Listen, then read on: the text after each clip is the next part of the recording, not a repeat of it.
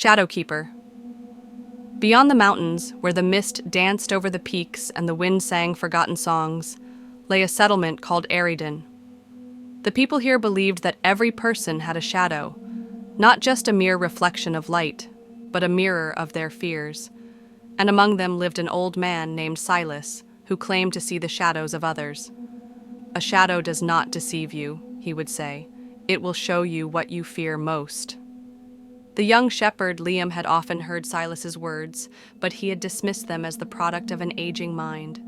Until one evening, when the sky had turned purple and the forests had fallen silent, a storm had come. Liam was walking home through the thick darkness when he suddenly saw a figure in the distance. It stood motionless as a shadow. "Who are you?" he called out, but he received no answer. Fear gripped his throat. Then the figure moved. Her presence was like a cold breeze, but her eyes were empty. No light, no life. Liam ran away, but in his sleep the figure returned. Every night it followed him. In the morning, with dark circles under his eyes, he went to see Silas. "I see my shadow," he admitted, his voice trembling. Silas nodded. "Anyone who refuses to know their fear will eventually meet it. But what you saw is not your enemy. It is a teacher." Liam didn't understand, but Silas advised him to return the next night to the place where he had first seen the shadow. "But don't run this time," he said. Night came quickly. Liam felt his heart pound as he found himself on the same path again, and the shadow stood there. It didn't move.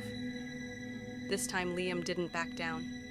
He took a step forward, then another. With each step, the darkness before him melted away until finally he was standing before an empty space. Suddenly he understood.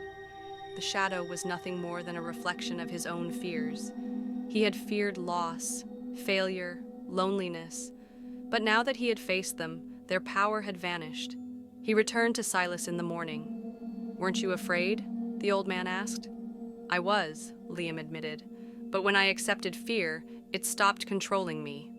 Silas smiled. "And that is the greatest wisdom. He who is not afraid to look into the shadow will find that darkness has no power over light.